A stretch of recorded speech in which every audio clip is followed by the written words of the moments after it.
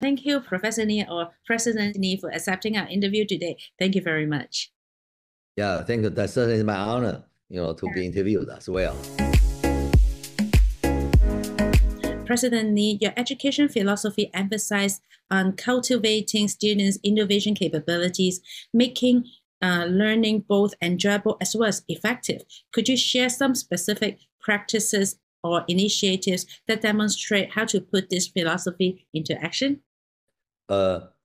Let's first review what major challenges, as not only to us, to all the future students, to the parent, what they are looking for. I think the major outcome from university is to cultivate talent, in particular the future talent, especially in this changing field, in particular AI, for example. Yes. Yeah, I think to us, in the most Asian education, our students have been well trained to solve problems or difficult problems, but without much creative ideas. Yes. That's the major challenge. That's the typical education in most Asian countries, including China. The first thing is the disciplines, what kind of talent, which discipline we should spend effort on. For example, we talk about cross-disciplinary. Almost all the research-oriented universities know the importance of cross-disciplinary collaboration or training, but that's difficult to achieve. Yeah, we try to do the same thing at Hong Kong UST before. I will say it's not very effective. Every person have their own boundary, their territory, then put this way. That's nobody's fault. But our academic structure prohibit this close collaboration unless the two faculty from two different disciplines can receive the benefit. I can see the synergy. From collaboration or from the KPI evaluation point of view, we put focus on this. So that's number one. So we try to build a university really focusing on cross-disciplinary collaboration, not only research, also teaching and so on. That's number one. Number two is we change the way we educate the people, the education innovation. That's I just mentioned earlier. What kind of teaching pedagogies can really train our future talent with creative, innovative ideas? We made a lot of changes over here. Number three, we try to do is what we mean by impact of research. To many academic institutions, the impact of research is by counting the papers, the number of papers you can publish. Okay. Certainly this is just one dimension, talking about impact. But I think for impact, there are many dimensions. For example, can we nurture the hardcore startup companies? Okay. Hong Kong USC really proud of DJI that long time ago. That's another impact. Or can we solve some challenges, major challenges, or economically can benefit the nation? Sure. That's what we mean by impact. Yeah, the three things we put a lot of focus on. And I think the strategic location of the Nansha campus is very good in the sense that the PRD is also being positioned as the innovation hub for the country. So having this innovative education to enhance the development and also to develop more high-tech companies that can stand out from the crowd on a global basis would be of the best position. Oh, yes. And so people ask me, why you go to Lansa? Big challenge. Okay. There's a long history behind this, also to myself as well. I joined Hong Kong UST in 2002, September 1st, I still remember. So we established the Hong Kong UST Foreign Dong Research Institute, I think around 2005, 2006. Okay. Actually, at that time, we were thinking what to do in Nansha, middle of nowhere. Okay, only banana trees. That's all I remember. A lot of farmland. Okay. So but there's a donation we try to help. So at that time, we think the commercialization, how to make our research results available, we can market in the China, that's getting important. I was the first 8 or 10 years is very challenging. Okay, and the focus is, at that time in South China, more in the Shenzhen area, much less in the Nansha, which is part of Guangzhou, but since changed.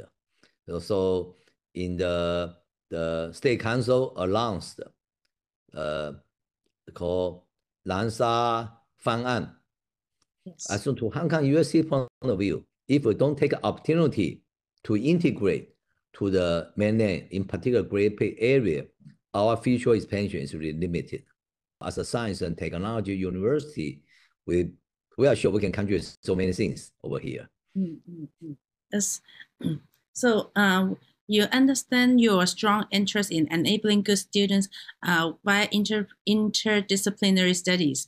So what are the uniqueness for HKUST, riding on what you have shared earlier, can provide to promote such interdisciplinary education and research? Yeah, I said earlier, all the major researchers knows the importance of a cross-disciplinary collaboration. But the traditional academic structure really prohibit the effective collaboration across the different disciplines. Hong Kong UST is well known for 4 schools: engineering, yes, science, business, humanity, and social science. So when I was a provost, I tried to encourage them working together, but that's difficult. You know, in does with academic freedom, you cannot force faculty one and the other faculty working together. So my joking is, well, I say, if you collaborate, I give you funding. So they can submit a joint proposal. So let's work together on something. But, you know, if the funding was allocated, typically, they split the money, still do it their own way. That's very typical, not only here, in many other places as well. So in Guangzhou campus, from very beginning, we want to change academic structure. So first thing, we change the name. We don't want to call school or college, keep the traditional thinking. So we change we don't call school or college, we call hub. Hub means people from different dimensions working together and diverse. So we call hub. So the first thing is Hong Kong UST has 4 schools. So we think it's very important. I have 4 hubs over here. The first hub is based on the hard science, like microelectronics, advanced materials, energy, earth science. That's hard science. Now we think we call function hub. Another one is based on the soft science. So what's soft science? IT. So we have information hub. In the meantime, we try not to duplicate the degree program from Hong Kong over here. So with the hard science and the soft science in place, what should we do? Build systems. So we have systems hub. Systems. For example, intelligent transportation. We have smart manufacturing. We have robotics. We have bioscience and biomedical engineering. So this is what we call system hub. So I have 3 hubs, right? Function hub, information hub, system hub. But the most challenging thing to me is, as a science and technology university, what kind of impact we can make to the whole society? That's important. University is not Ivy Tower. Guangzhou government spend a lot of money, invest on us. It's not counting the papers. It's impact to society. That's to me the most challenging thing. So we have a society hub. So the question is, what's inside society hub? Right. As a science and technology university, we come the first one, fintech. Finance, technology together. That's so important. The third one is innovation, entrepreneurship, and the policy. As I say, it is a society hub. It's social science, but not social science. It's business, but real, pure business. There's a technology component inside. Policy, innovation, entrepreneurship. This is, I think, very important. Our next question is that, because of the cross-disciplinary aspect of the university, you probably need to identify the right teaching capability for such to teach the students, right? And so that's question number one. And question number two is, what type of student quality are you looking for so they can grow and also develop themselves better with the program? So what type of quality does the students need to get equipped with? So the first program we offer is a Master of Philosophy program. We call MPhil program. We call Redbird MPhil program. This is probably the first one in the world we try to do. But we found out in the mainland, the student, we have so many very talented students. After 4 years bachelor study, the subject they study may not be their real interest. Yes. That's determined by their parent, their teacher, or even by Gaokao score. Yes. Okay, that's number one. Number two, we want to change the way they have been changed so far. So our Rebel MPhil program is our first step. So we admit students. We admit students not based on their scores in the college and so on. This is only reference.